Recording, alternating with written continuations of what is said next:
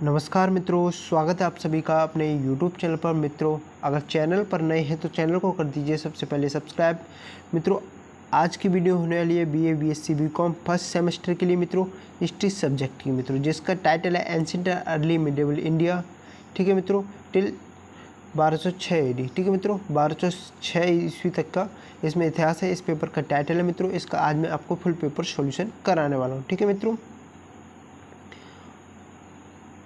Doctor Bhimrao Ambedkar university का ये paper है मित्रों, जिसमें 100 प्रश्न है। 100 प्रश्न का मैं आपको फुल पेपर सॉल्यूशन कराऊंगा। साथ ही साथ मित्रों, हमने BA फर्स्ट सेमेस्टर के सभी सब्जेक्ट के पेपर के सॉल्यूशन कराए हैं, जिसकी लिंक प्लेलिस्ट की लिंक मैं आपको डिस्क्रिप्शन में दे दूँगा, जहाँ से जाकर आप हमारे सारे वीडियोज़ को देख सकते हैं। तो मित्रों, यहाँ पर हमारा पहला क्वेश्चन है। मित्रों, एक बात और, मैं यहाँ पर आंसर बताऊंगा आपको क्वेश्चन के, और साथ ही साथ उनके बारे में डिस्कशन भी करूंगा आपसे। ठीक है, तो यहाँ पर फुल पेपर सॉल्यूशन होने वाला है। अब वीडियो में अंत तक बने रहिए, बहुत ही मज़ेदार वीडियो होने वाली है। इस वीडियो के बाद आप अपने एग्ज़ाम में बहुत ही अच्छा स्कोर करने वाले हैं। और मित्रों, अगर आप किसी भी यूनिवर्सिटी से हो, कोई मैटर नहीं करता, आप पेपर इस वीडियो को देख सकते हैं, क्योंकि प्रत्येक यूनिवर्सिटी का सिलेबस सेम है। ठीक है मित्रों, तो पहला क्वेश्चन है हमारा यहाँ पर, महमूद गजनवी ने भारत पर कितनी बार आक्रमण किया। मित्रों, इस साइड इंग्लिश में क्वेश्चन है, इस साइड हिंदी में पढ़ूंगा। जो इंग्लिश वाले हैं वो इंग्लिश वाले क्वेश्चन देख सकते हैं। ठीक है मित्रों, तो मित्रों आप पहले महमूद गजनवी की बात करते हो, तो महमूद गजनवी मित्रों 1000 ईस्वी से 1027 ईस्वी तक उसने भारत पर आक्रमण किए। ठीक है, भारत पर आक्रमण किए 1000 ईस्वी से 1027 ईस्वी से। ठीक है मित्रों, उसने मित्रों सोमनाथ मंदिर पर आक्रमण किया था 1025 ईस्वी में। किस मंदिर पर मित्रों? सोमनाथ मंदिर पर। वो आक्रमण था उसका मित्रों 16वां। कौन सा मित्रों? 16वां आक्रमण। ठीक है, 1025 ईस्वी में। इसके बाद उसने एक और आक्रमण किया मित्रों,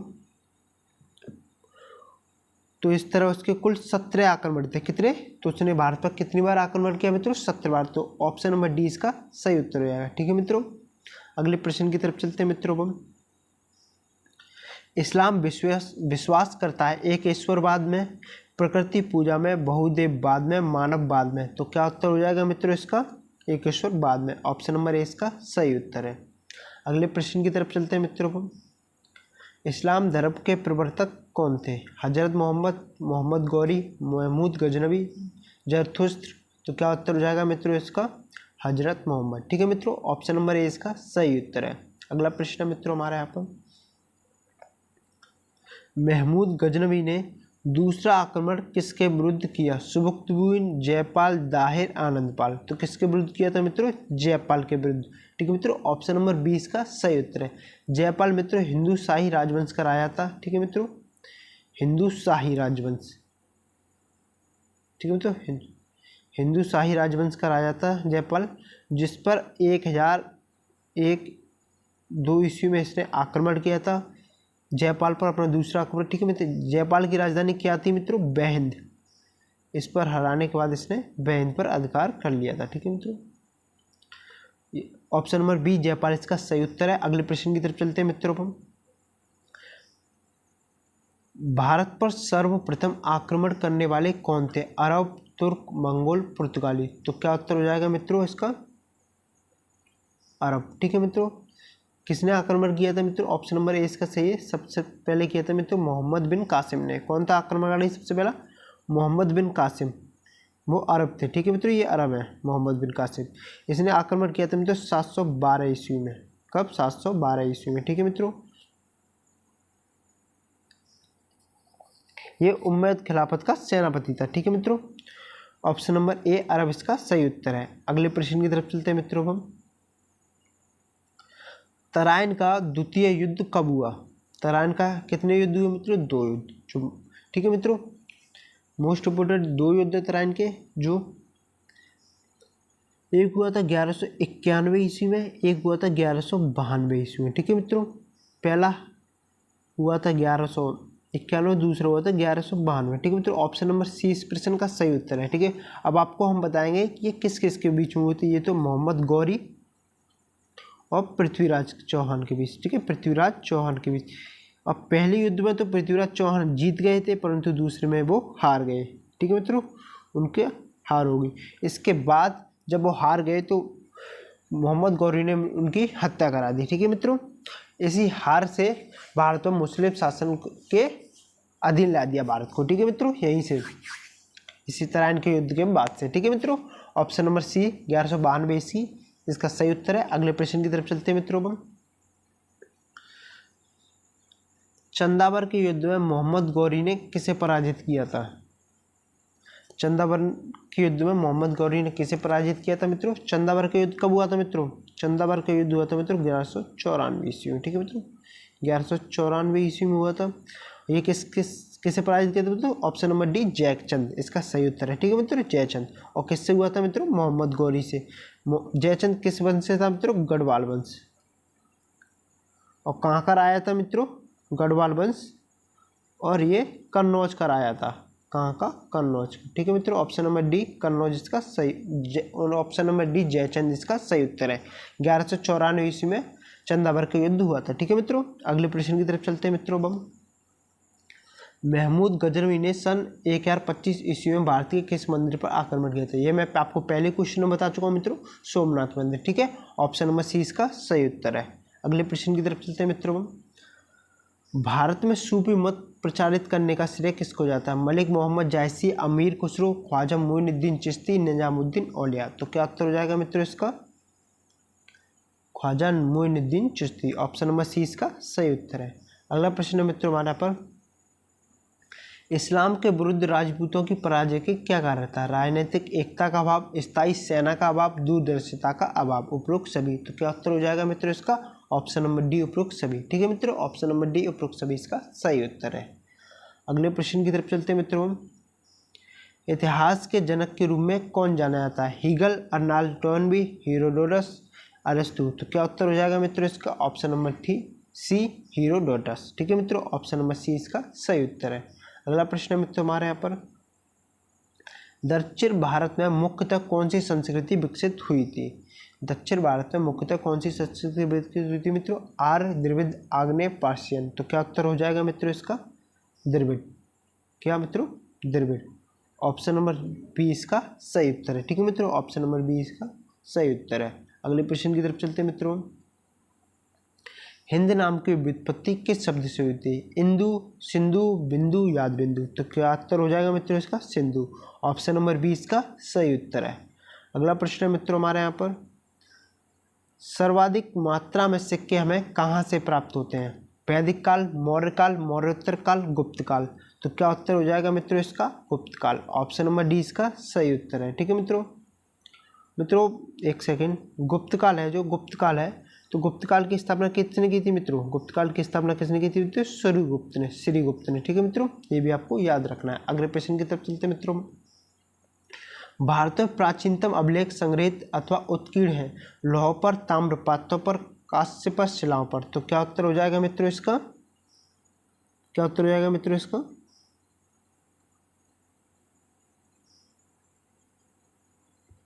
ताम्र पात्रों पर। ठीक है मित्रों, ताम्रपात्र नहीं में तो अधिकतम शिलाओं पर है। ऑप्शन नंबर डी इसमें करेंगे हम। ठीक है मित्रों, ऑप्शन नंबर डी। ठीक है मित्रों, option number D, option number D लगाएंगे हम इसमें, शिलाओं पर। ठीक है मित्रों, ऑप्शन नंबर डी इसका सही उत्तर है।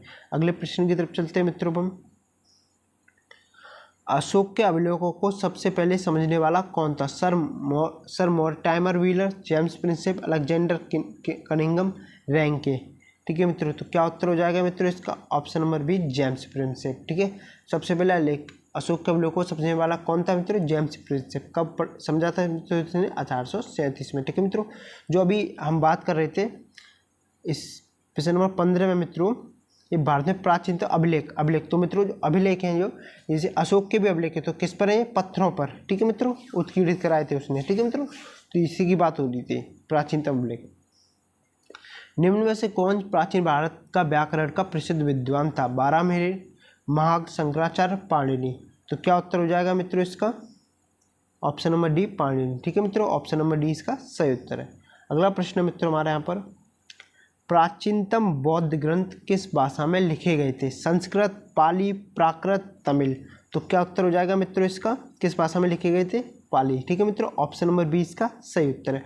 मित्रों जैन ग्रंथ थे, जो जैन ग्रंथ की बात करेंगे हम, जो जैन ग्रंथ थे तो मुख्य रूप से वो किस भाषा में लिखे गए थे, मुख्य रूप से लिखे गए थे प्राकृत भाषा में।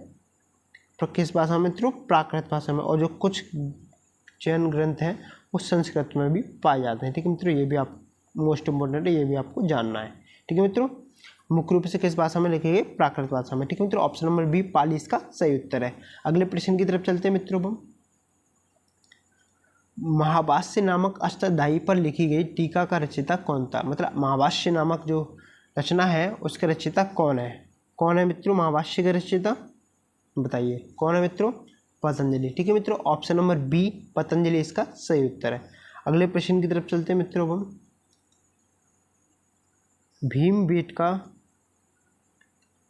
भीमबेटका की गुफाएं किस राज्य में स्थित हैं, उत्तर प्रदेश, मध्य प्रदेश, राजस्थान, हरियाणा। तो किस राज्य में स्थित है, मध्य प्रदेश में। ठीक है मित्रों, ऑप्शन नंबर बी इसका सही उत्तर है।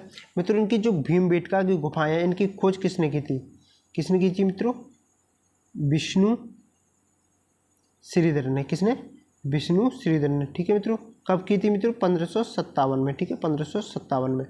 इनको सन 2003 में यूनेस्को की विश्व धरोहर में शामिल किया गया। भीमबेटका की गुफाओं को कब शामिल किया गया यूनेस्को की विश्व धरोहर में मित्रों, 2003 में। ठीक मित्रों, ये भी आपको याद रखना है। Option number B Madhya Pradesh इसका सही उत्तर है। अगले प्रश्न की तरफ चलते हैं मित्रों हम। नवपाषाण काल में किस जगह पर पालतू कुत्ते को उनके मालिकों के साथ दफनाने का प्रावधान था, चिरांद, आदमगढ़, मेहरगढ़, बुरजोम। तो क्या उत्तर हो जाएगा मित्रों इसका, बुरजोम। ठीक है मित्रों, ऑप्शन नंबर डी इसका सही उत्तर है। अगले प्रश्न की तरफ चलते हैं मित्रों हम। प्रथमतः किस काल में हस्त निर्मित मिट्टी के बर्तनों का उपयोग हुआ, पुरापाषाण काल, मध्यपाषाण काल, नवपाषाण काल, ताम्रकाल। तो क्या उत्तर हो जाएगा मित्रों इसका, ऑप्शन नंबर सी नवपाषाण काल। ठीक है मित्रों, neolithic age, option number C इसका सही उत्तर है। अगला प्रश्न है मित्रों हमारे यहाँ पर, हड़प्पा स्थल की खोज किस वर्ष में हुई थी, 1919, 1920, 1921, 1925। तो मित्रों सबसे पहले मैं आपको बताऊं, हड़प्पा की स्थल है जो, इसकी खोज किसने की थी मित्रों, दयाराम साहनी ने। किसने की थी मित्रों, दयाराम साहनी ने। ठीक है मित्रों, और ये हड़प्पा जो सिंधु घाटी सभ्यता है मित्रों, इसका पहला स्थल था जिसकी खोज की गई। इसी के नाम पर सिंधु घाटी सभ्यता का नाम पड़ा हड़प्पा सभ्यता। ठीक है मित्रों, ये भी आपको याद रखना है। ये जो हड़प्पा है मित्रों, ये कहाँ पर स्थित है मित्रों, ये स्थित है रावी नदी के तट पर। किस नदी के तट पर है मित्रों, हमें हड़प्पा रावी नदी के तट पर, पाकिस्तान के पंजाब के मोंटगोमरी में है। ठीक है, पाकिस्तान के पंजाब प्रांत के मोंटगोमरी में है। ठीक है मित्रों, रावी नदी के तट पर है। दयाराम साहनी ने इसकी खोज की थी, और खोज कब की थी मित्रों इसकी, सन 1921 ईस्वी में। ठीक है मित्रों, ऑप्शन नंबर सी 1921 ईस्वी इसका सही उत्तर है। अगले प्रश्न की तरफ चलते हैं मित्रों। मोहनजोदड़ो का सबसे महत्वपूर्ण सार्वजनिक स्थल कौन सा था। तो मित्रों मोहनजोदड़ो की बात आई है तो इसके बारे में हम जानेंगे। इसकी खोज कब हुई थी मित्रों, इसकी खोज हुई थी 1922 ईस्वी में। किसने की थी मित्रों, राखल दास बनर्जी, जिन्हें हम शॉर्ट में RD बनर्जी भी कहते हैं। ठीक है मित्रों, ये भी आपको याद रखना है। और ये कहाँ पर है मित्रों, ये है पाकिस्तान के सिंध प्रांत में। किसमें, सिंध प्रांत में। ठीक है मित्रों, पाकिस्तान के सिंध प्रांत में स्थित है। ठीक है मित्रों, इसका 1922 ईस्वी में इसकी खोज हुई थी। और मोहनजोदड़ो का सबसे महत्वपूर्ण सार्वजनिक स्थल कौन सा है मित्रों, स्नानागार। ऑप्शन नंबर बी इसका सही उत्तर हो जाएगा। ठीक है मित्रों, अगले प्रश्न की तरफ चलते हैं मित्रों हम, क्योंकि विशाल स्नानागार था इसलिए ये बहुत प्रसिद्ध है। सिंधु सभ्यता के लोग स्वास्थ्य एवं सफाई के प्रति बहुत सजग थे, जो हमें उनकी विशेष प्रणाली में दिखाई देता, जो निम्न में से थी। मतलब सिंधु सभ्यता के लोग स्वास्थ्य एवं सफाई के प्रति बहुत सजग थे, उनकी ये हमें किस प्रणाली से पता चलता है, इन ऑप्शंस में दिए गए हैं, इनसे हमें बताना है।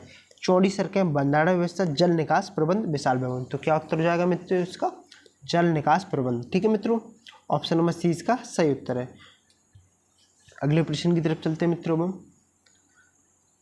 मोहनजोदड़ो की खोज किसने की? अभी जस्ट आपको बताया मैंने, RD. Banerjee. Option number D इसका सही उत्तर है। राखल दास बनर्जी इनका पूरा नाम है। ठीक है मित्रों, अगले प्रश्न की तरफ चलते हैं अब हम। सिंधु घाटी सभ्यता के किस स्थल से काली चूड़ियां प्राप्त हुई हैं?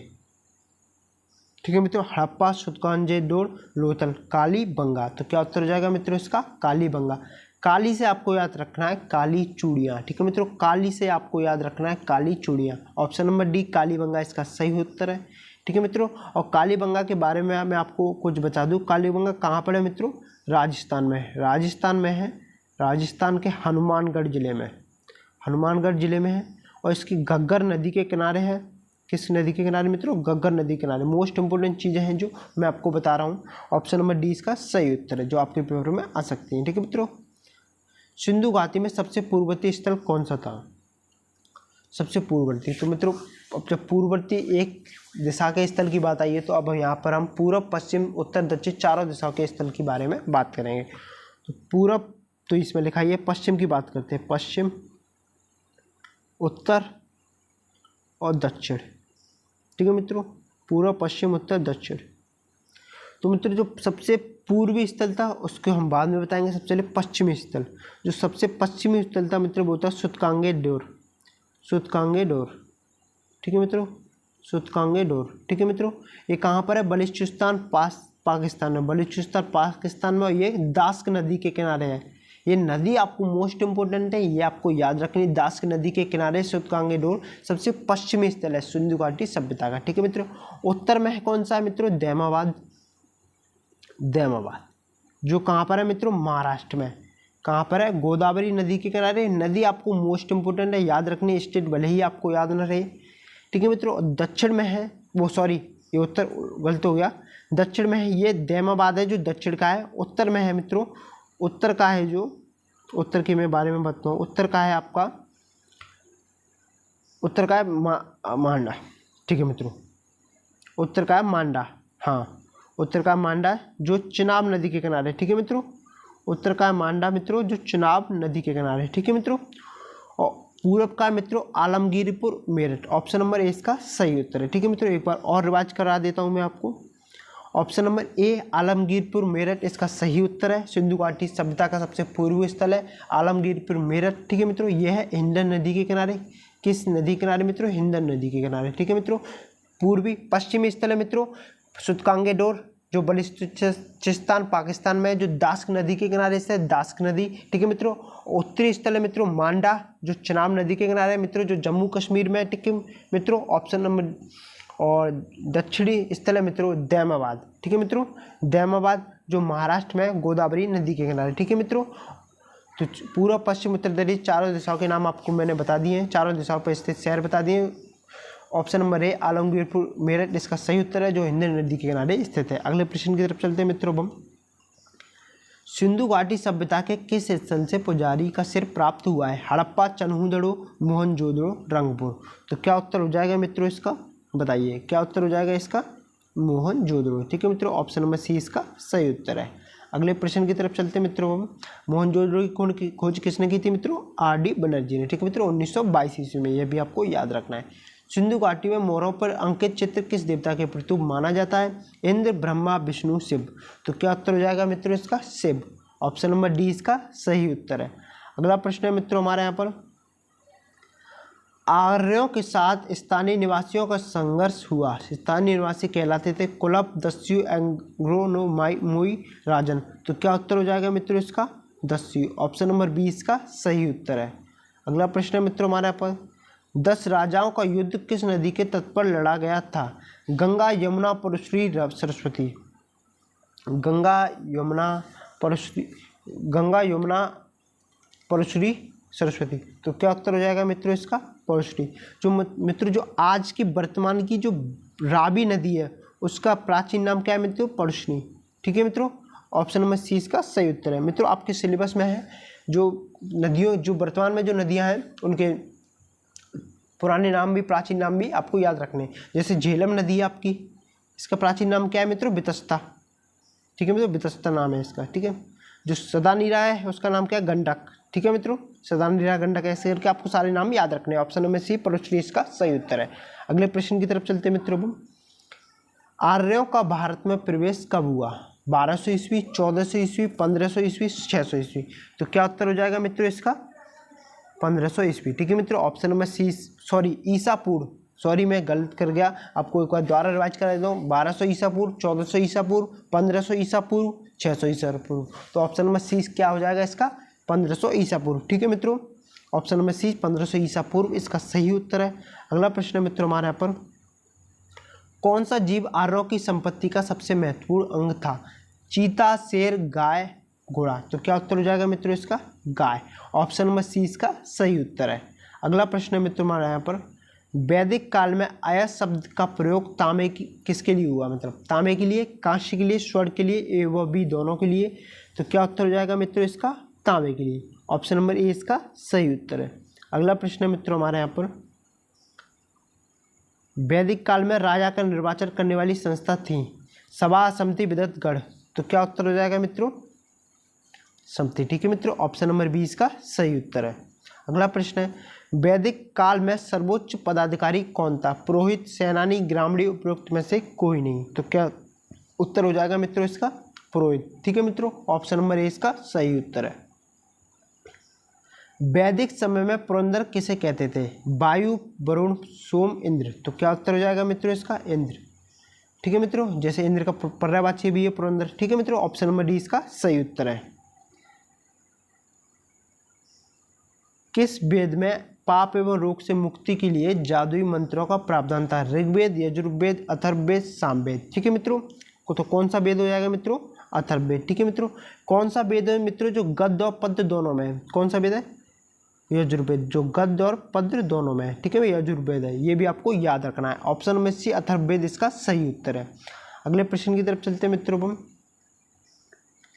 उत्तर वैदिक काल में भूमि क्षेत्र को किस नाम से पुकारते थे? ग्राम, नगर, जनपद, राष्ट्र। तो क्या उत्तर हो जाएगा मित्रों इसका? जनपद। ऑप्शन नंबर सी इसका सही उत्तर है। अगला प्रश्न है मित्रों हमारा यहाँ पर, उत्तर वैदिक काल में जनता द्वारा स्वेच्छा से राजा को भेंट प्रदान करने को कहते थे? दान, कर, बलि, उपरोक्त में से कोई नहीं। तो क्या उत्तर हो जाएगा मित्रों इसका? बलि। ऑप्शन नंबर सी इसका सही उत्तर है। वैदिक समाज कितने वर्गों में विभाजित, कितने वर्णों में विभाजित था? 3, 4, 5, 6। कितने वर्णों में विभाजित था मित्रों? 4। ऑप्शन नंबर 20 का सही उत्तर है। परंतु ये जो वर्ण थे मित्रों उस समय सिर्फ कर्म के आधार पर थे। किसके आधार पर थे मित्रों? कर्म के आधार पर। ये आपको याद रखना है। ऑप्शन नंबर 20 का सही उत्तर है। उत्तर वैदिक काल में हमें राजा के निर्वाचन का पता कहाँ से चलता है? कहाँ से चलता है मित्रों? ये हमें ऋग्वेद से। ठीक है मित्रों, ऑप्शन नंबर ए इसका सही उत्तर है। अगला प्रश्न है मित्रों हमारे यहाँ पर, कौन सा अधिकारी उत्तर वैदिक काल में कर संग्रह के लिए उत्तरदायी था? स्थापित, युग्ध, ग्रामणी, भागदुक। तो क्या उत्तर हो जाएगा मित्रों इसका? भागदुक। ऑप्शन नंबर डी इसका सही उत्तर है। अगला प्रश्न है मित्रों हमारे यहाँ पर, इनमें से कौन द्विज नहीं था? ब्राह्मण, क्षत्रिय, वैश्य, शूद्र। तो क्या उत्तर हो जाएगा मित्रों इसका? शूद्र। ठीक है मित्रों, इन तीनों वर्णों के समूह को क्या कहा जाता है मित्रों? द्विज कहा जाता है। ठीक है, जिसमें शूद्र नहीं है। ठीक है मित्रों, ऑप्शन नंबर डी इसका सही उत्तर है। अगला प्रश्न है मित्रों हमारे यहाँ पर, कौन सा आश्रम अत्यंत महत्वपूर्ण एवं सर्वोच्च श्रेणी प्राप्त था? ब्रह्मचर्य, ग्रस्त, वानप्रस्थ, संन्यास। तो क्या उत्तर हो जाएगा मित्रों इसका? ग्रस्त। ठीक है मित्रों, ऑप्शन नंबर 20 का सही उत्तर है। उत्तर वैदिक काल में अन्न की किस प्रजाति को यव कहते थे? गेहूं, जौ, चावल, मक्का। तो क्या उत्तर हो जाएगा मित्रों इसका? गेहूं। ठीक है मित्रों, ऑप्शन नंबर ए इसका सही उत्तर है। क्या कहते थे? यव कहते थे गेहूं को। अगले प्रश्न की तरफ चलते हैं मित्रों। उत्तर वैदिक काल के सर्वोच्च देवता थे? इंद्र, अग्नि, वरुण, प्रजापति। कौन थे मित्रों? प्रजापति। ठीक है मित्रों, ऑप्शन नंबर डी। कहाँ किसकी बात की जा रही है मित्रों? उत्तर वैदिक काल की। ठीक है मित्रों, ऑप्शन नंबर डी प्रजापति इसका सही उत्तर है। अगला प्रश्न है मित्रों हमारे यहाँ पर, सामवेद से संबद्ध उपनिषद है मित्रों। सामवेद किसका वेद है मित्रों? संगीत का। संगीत का वेद है। ठीक है मित्रों, तो इससे संबंधित जो उपनिषद है मित्रों वो कौन सा है? इन चारों में से बताइए कौन सा उपनिषद है मित्रों? छांदोग्य उपनिषद। ठीक है मित्रों, ऑप्शन नंबर डी इसका सही उत्तर है। अगले प्रश्न की तरफ चलते हैं मित्रों। हम द्विज बनने के लिए किस संस्कार की अनिवार्यता थी? केशांत, समावर्तन, विवाह, उपनयन। तो क्या उत्तर हो जाएगा मित्रों इसका? क्या उत्तर हो जाएगा मित्रों इसका? उपनयन। ठीक है मित्रों, ऑप्शन नंबर डी इसका सही उत्तर है। अगले प्रश्न की तरफ चलते हैं मित्रों। हम मगध की राजधानी कौन सी थी? वैशाली, पाटलिपुत्र, राजगृह, तोसाली। तो क्या उत्तर हो जाएगा मित्रों इसका? क्या उत्तर हो जाएगा मित्रों इसका? पाटलिपुत्र। ठीक है मित्रों, जो मगध की राजधानी। ठीक है मित्रों, ऑप्शन नंबर 20 का सही उत्तर है। अगले प्रश्न की तरफ चलते हैं। किस मौर्य शासक को यूनानी लेखकों द्वारा सैंड्रोकोट्स कहा गया है? किसको कहा गया है मित्रों? चंद्रगुप्त मौर्य को। ठीक है मित्रों, ऑप्शन नंबर ए इसका सही उत्तर है। चंद्रगुप्त मौर्य कौन था मित्रों? जिसने मौर्य वंश की क्या की थी? स्थापना की थी। ठीक है मित्रों, मौर्य वंश की स्थापना की थी चंद्रगुप्त मौर्य ने। 298 ईसा पूर्व में इसकी मृत्यु हो गई थी। चाणक्य जिसके प्रधानमंत्री थे मित्रों, चाणक्य किसके प्रधानमंत्री थे मित्रों? चंद्रगुप्त मौर्य के। ठीक है मित्रों, किसके प्रधानमंत्री मित्रों? चंद्रगुप्त मौर्य के। ठीक है मित्रों, चाणक्य किसके प्रधानमंत्री? चंद्रगुप्त मौर्य के। बिंदुसार इसका पुत्र था, बिंदुसार।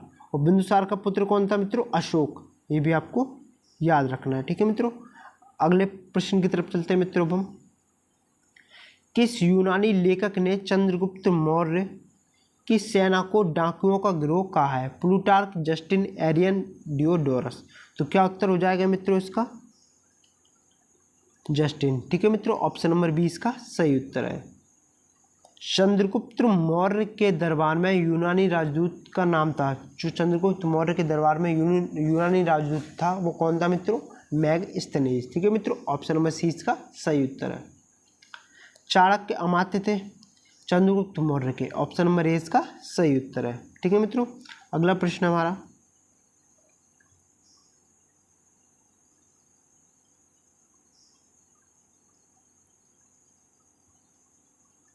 मुद्रा राक्षस किसने लिखी थी? जो मुद्रा राक्षस रचना है वो किसने लिखी थी? सोमदेव, कलहर, कौटिल्य, विशाखदत्त। तो क्या उत्तर हो जाएगा मित्रों इसका? विशाखदत्त। ठीक है मित्रों, ऑप्शन नंबर डी इसका सही उत्तर है।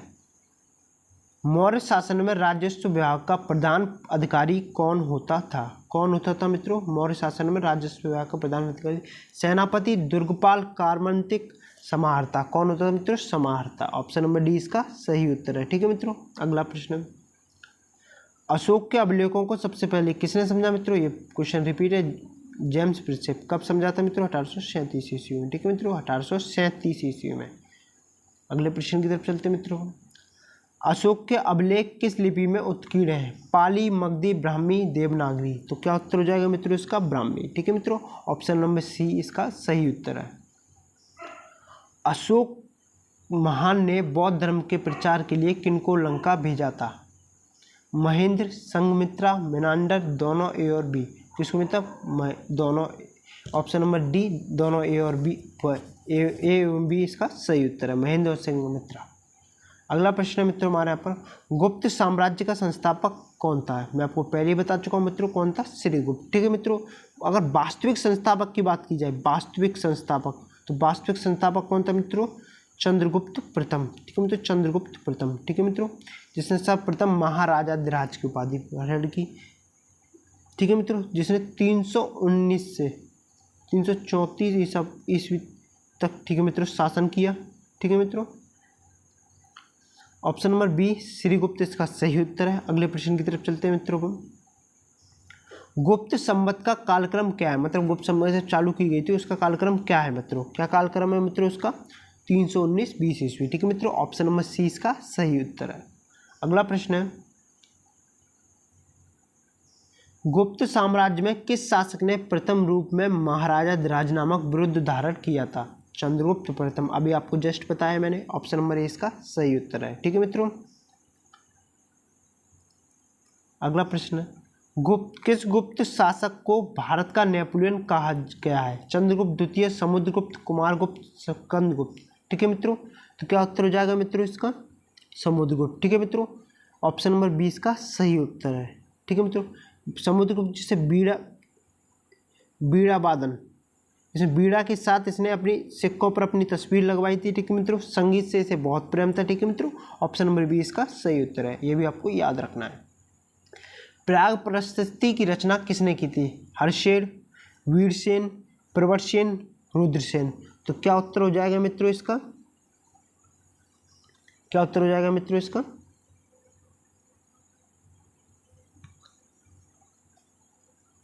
हरिसेन। ठीक है मित्रों, ऑप्शन नंबर ए इसका सही उत्तर है। तो जो समुद्रगुप्त थे मित्रों, वो हरिसेन थे जो समुद्रगुप्त के दरबारी थे। समुद्रगुप्त के दरबारी थे। ठीक है मित्रों, दरबारी थे। और मित्रों एक चीज़ और, जो प्राग प्रशस्ति से इलाहाबाद अभिलेख भी कहा जाता है। क्या कहा जाता है? इलाहाबाद अभिलेख भी कहा जाता है, ये भी आपको याद रखना है। अगले प्रश्न की तरफ चलते हैं मित्रों। हम गुप्त साम्राज्य में किस शासक द्वारा अश्वमेध यज्ञ आयोजित किया गया था? चंद्रगुप्त प्रथम, समुद्रगुप्त, कुमारगुप्त, रामगुप्त। किसके द्वारा किया गया था मित्रों? समुद्रगुप्त के द्वारा। ठीक है मित्रों, किसके द्वारा? समुद्रगुप्त के द्वारा। ऑप्शन नंबर 20 का सही उत्तर है। अगले प्रश्न की तरफ चलते हैं मित्रों। हम किस शासक ने विक्रमादित्य नामक विरुद्ध धारण किया था? चंद्रगुप्त प्रथम, चंद्रगुप्त द्वितीय, समुद्रगुप्त, चंद्रगुप्त। विक्रमादित्य के नाम से कौन प्रसिद्ध है मित्रों? चंद्रगुप्त द्वितीय। ठीक है मित्रों, ऑप्शन नंबर 20 का सही उत्तर है। जो गुप्त संवत प्रारंभ की थी मित्रों, वो किसने प्रारंभ की थी? इन्होंने ही प्रारंभ की थी। गुप्त संवत इन्होंने प्रारंभ की थी। कब की थी मित्रों? 319 ईस्वी में। ठीक है मित्रों, और जो नवरत्न थे, जो इन्हीं के दरबारी में थे। ठीक है मित्रों, जो नवरत्न थे वो विक्रमादित्य के दरबार में थे, जैसे कि कालिदास, बारहमेरे, धन्वंतरी। जो कुछ लोग, 3 लोगों के नाम बताए हैं मैंने आपको, ये इन्हीं के दरबार में नवरत्न थे। ठीक है मित्रों, ऑप्शन नंबर बी चंद्रगुप्त द्वितीय इसका सही उत्तर है। अगले प्रश्न की तरफ चलते हैं मित्रों। गुप्त प्रशासन में सेना का सर्वोच्च अधिकारी होता था महादंड नायक, युक्त पुरुष, महाप्रत्याहार, महाबलाधिकृत। तो क्या उत्तर हो जाएगा मित्रों इसका? ऑप्शन नंबर डी महाबलाधिकृत। ठीक है मित्रों, ऑप्शन नंबर डी इसका सही उत्तर है। अगले प्रश्न की तरफ चलते हैं मित्रों। वायान के अनुसार गुप्त काल में भू राजस्व की दर निश्चित थी, जो थी कितनी थी मित्रों? 1/6। ठीक है मित्रों, ऑप्शन नंबर सी इसका सही उत्तर है। ठीक है मित्रों, फायान कहाँ का यात्री था मित्रों? चीनी यात्री था। एक और चीनी यात्री था जो आया था, हैंसांग। कौन सा था मित्रों? हैंसांग, जो करीब 15 वर्ष भारत में रहा था। किस किस काल में आया था मित्रों? हर्ष के काल में आया था। ठीक है मित्रों, ऑप्शन नंबर सी 1/6 इसकी सही उत्तर है। अगले प्रश्न की तरफ चलते हैं मित्रों। गुप्त काल में मालविका अग्निमित्र नामक ग्रंथ किसकी रचना है? मालविका अग्निमित्र नामक जो रचना है वो किसकी है मित्रों? भैरवी, भट्टी, भास, कालिदास।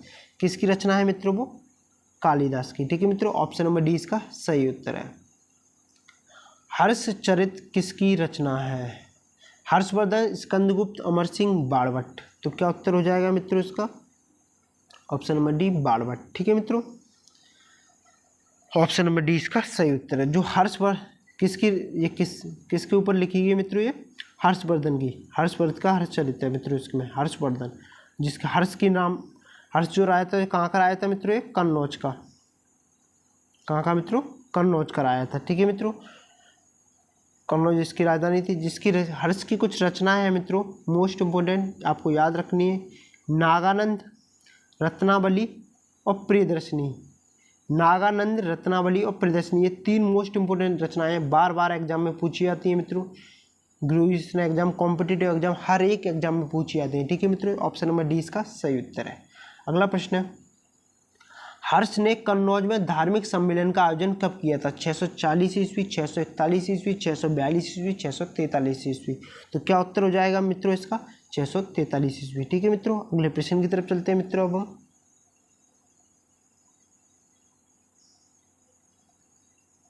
प्रियदर्शिका नामक नाटक की रचना किसने की है?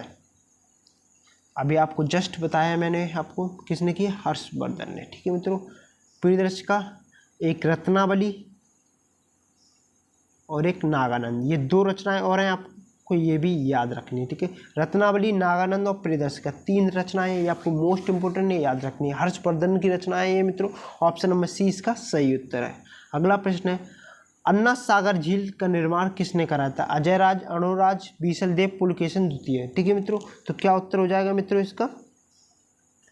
अणुराज। ठीक है मित्रों, ये कौन थे? पृथ्वीराज चौहान के ये दादा थे। ठीक है, तो किसके राय थे? पृथ्वीराज चौहान के दादा थे। ठीक है मित्रों, ऑप्शन नंबर 20 का सही उत्तर है। अगला प्रश्न है हमारा, हर्ष के काल में अधिकारियों को वेतन किस रूप में मिलता था? नगद, जागीर, दोनों ए व बी, भूमि अनुदान। तो क्या उत्तर हो जाएगा मित्रों इसका? दोनों ए व बी। ठीक है मित्रों, ऑप्शन नंबर सी इसका सही उत्तर है। अगला प्रश्न है, हेनसांग मूल रूप से किस देश का निवासी था? मंगोलिया, चीन, मलेशिया, जापान। किस देश का निवासी था मित्रों? चीन का। ठीक है मित्रों, ऑप्शन नंबर 20 का सही उत्तर है, जो आपको मैं पहले ही बता चुका हूँ। ये हर्ष के दरबार में आया था मित्रों। ठीक है, हर्ष के शासन में आया था भारत में। राजतरंगी का लेखक कौन था? बिल्हड़, कल्हड़, राजशेखर, बारहमेरे। तो क्या उत्तर हो जाएगा मित्रों इसका? कल्हड़। ऑप्शन नंबर 20 का सही उत्तर है। अगला प्रश्न है मित्रों हमारे यहाँ पर, वातापी के चालुक्य वंश की स्थापना किसने की थी? पुलकेशन प्रथम, पुलकेशन द्वितीय, कीर्तिवर्मन प्रथम और विजयादित्य। तो क्या उत्तर हो जाएगा मित्रों इसका? पुलकेशन प्रथम ने। ठीक है मित्रों, कब की थी? 543 ईस्वी में। ठीक है मित्रों, ये भी आपको याद रखना है, most important. Option number A इसका सही उत्तर है। अगला प्रश्न, चंदेल शासकों में सर्वाधिक शक्तिशाली कौन था? यशोवर्मन, धंग, गंड, विद्याधर। तो क्या उत्तर हो जाएगा मित्रों इसका? विद्याधर। ठीक है मित्रों, ऑप्शन नंबर डी इसका सही उत्तर है। अगला प्रश्न, राजपूत काल में कौन सा कर नगद के रूप में लिया जाता था? भोग, धान्य, हिरण्य, ऊपर कर। तो क्या उत्तर हो जाएगा मित्रों इसका? हिरण्य। ऑप्शन नंबर सी इसका सही उत्तर है। अगला प्रश्न है हमारा, भारतीय इतिहास में सामंतवाद का सर्वप्रथम उल्लेख भूमि स्वामित्व के संदर्भ में किसने किया था? मेरुतुंग, अश्वघोष, बारहमेर, नागार्जुन। तो क्या उत्तर हो जाएगा मित्रों इसका? किसने किया था मित्रों? मेरुतुंग ने। ठीक है मित्रों, ऑप्शन नंबर ए इसका सही उत्तर है। जो उन्होंने ये सामंतवाद का उल्लेख किया था मित्रों, ये इनकी एक रचना है, प्रबंध चिंतामणि। क्या नाम से रचना है इनकी? प्रबंध चिंतामणि। इसी में इन्होंने सबसे पहले सामंतवाद का उल्लेख किया था। ठीक है मित्रों, ये भी आपको याद रखना। ऑप्शन नंबर ए मेरुतुंग इसका सही उत्तर है। अगला प्रश्न है हमारा यहाँ पर, भारत में सामंतवाद किस काल में अपने चरमोत्कर्ष पर पहुंचा? मौर्य काल, मौर्योत्तर काल, गुप्त काल, राजपूत काल। तो क्या उत्तर हो जाएगा मित्रों इसका? राजपूत काल। ठीक है मित्रों, ऑप्शन नंबर डी इसका सही उत्तर है। अगले प्रश्न की तरफ चलते हैं मित्रों बीए फर्स्ट सेमेस्टर के और भी सब्जेक्ट के हमने पेपर सॉल्यूशन कराए हैं, जिसकी लिंक मैंने डिस्क्रिप्शन में प्लेलिस्ट दे दी है। ठीक है मित्रों, लिंक दे दी है, तो वहाँ से जाकर आप प्लेलिस्ट में जाकर सारे के सारे पेपर्स के सॉल्यूशन देख सकते हैं। ठीक है मित्रों, तो यहाँ पर हमारा अगला प्रश्न है, शक शासकों के समय में सामंती वर्ग को कहते थे? महाछत्र, राजाधिराज, महाराजाधिराज, परम भट्टारक। तो क्या उत्तर हो जाएगा मित्रों इसका? महाछत्र। ठीक है मित्रों, ऑप्शन नंबर ए इसका सही उत्तर है। अगले प्रश्न की तरफ चलते हैं मित्रों वीडियो अच्छी लग रही हो तो वीडियो को लाइक और चैनल को सब्सक्राइब जरूर कीजिए। किस काल में व्यापारिक संघों की मोहरें नहीं मिलती हैं जो आर्थिक पतन की सूचक हैं? मौर्य काल, कुषाण काल, गुप्त काल, गुप्तोत्तर काल। तो क्या उत्तर हो जाएगा मित्रों इसका? गुप्तोत्तर काल। ठीक है मित्रों, ऑप्शन नंबर डी इसका सही उत्तर है। अगला प्रश्न, यह कहाँ उल्लेखित है कि कलयुग में कृषि सभी वर्णों का समान व्यवसाय बन जाएगी? स्मृतियों में, पुराणों में, गीता में, जातकों में। तो क्या उत्तर हो जाएगा मित्रों इसका? पुराणों में। ऑप्शन नंबर 20 का सही उत्तर है। ब्राह्मणों को दान में दी जाने वाली भूमि को कहते थे? अग्रहार, ब्रह्मदेव, करज, उपरोक्त में से कोई नहीं। तो क्या उत्तर हो गया मित्रों? ब्रह्मदेव। ठीक है मित्रों, ऑप्शन नंबर 20 का सही उत्तर है, जो कर मुक्त थे। ठीक है मित्रों, ये भी आपको याद रखना है, जो कर मुक्त थी। ठीक है मित्रों, ऑप्शन नंबर 20 का सही उत्तर है। किस स्मृति में राजस्व अधिकारियों को भूमि दान के रूप में वेतन देने की बात कही गई है? नारद स्मृति, मनु स्मृति, पाराशर स्मृति, याज्ञवल्क्य स्मृति। तो क्या उत्तर हो जाएगा मित्रों इसका? क्या उत्तर हो जाएगा मित्रों इसका? मनु स्मृति। ठीक है मित्रों, ऑप्शन नंबर 20 का सही उत्तर है। अगला प्रश्न हमारा यहाँ पर, कृषि तथा पशुपालन को सामंत काल में संयुक्त रूप से क्या कहा जाता है? वार्ता, व्यवसाय, वाणिज्य, विष्टि। तो क्या उत्तर हो जाएगा मित्रों इसका? व्यवसाय। ऑप्शन नंबर 20 का सही उत्तर है। अगले प्रश्न की तरफ चलते हैं मित्रों भारत में सामंतवाद नामक पुस्तक के लेखक कौन है? आर.एस. शर्मा, डी.डी. कौशाम्बी, रोमिला थापा, नीलकंठ शास्त्री। तो क्या उत्तर हो जाएगा मित्रों इसका? RS. Sharma. Option number A इसका सही उत्तर है। अगला प्रश्न मित्रों हमारे यहाँ पर पारिवारिक भूमि के विभाजन का प्रयोग भारत में किस काल में सबसे पहले प्रकाश में आता है? वैदिक काल, मौर्य काल, गुप्त काल, गुप्तोत्तर काल। तो क्या उत्तर हो जाएगा मित्रों इसका? वैदिक काल। ऑप्शन नंबर ए इसका सही उत्तर है। हिंदू धर्म में कितने प्रकार के गुण बताए गए हैं? 2, 3, 4, 5। कितने प्रकार के गुण बताए गए हैं मित्रों? 3। ठीक है मित्रों, ऑप्शन नंबर बी इसका सही उत्तर है। अगला प्रश्न है किस आश्रम में व्यक्ति के लिए गुरुकुल में विद्यार्जन संभव था? ब्रह्मचर्य आश्रम, गृहस्थ आश्रम, वानप्रस्थ आश्रम, संन्यास आश्रम। तो क्या उत्तर हो जाएगा मित्रों इसका? ब्रह्मचर्य आश्रम। ऑप्शन नंबर ए इसका सही उत्तर है। अगला प्रश्न मित्रों हमारे यहाँ पर केवल शूद्र के लिए ही एक ही आश्रम में प्रवेश लेने का प्रावधान था, वह एक आश्रम कौन सा था? ब्रह्मचर्य, गृहस्थ, वानप्रस्थ, संन्यास। तो क्या उत्तर हो जाएगा मित्रों इसका? संन्यास। ठीक है मित्रों, ऑप्शन नंबर डी इसका सही उत्तर है। हिंदू धर्म में पुरुषार्थ के कितने प्रकार बताए गए हैं? 2, 3, 4, 5। कितने प्रकार बताए गए हैं मित्रों?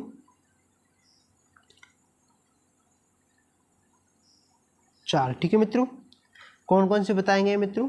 एक धर्म, दूसरा अर्थ, तीसरा काम, तीसरा चौथा मोक्ष। ठीक है मित्रों, 4 बताएंगे। ऑप्शन नंबर सी इसका सही उत्तर है। धर्म, अर्थ, काम, मोक्ष।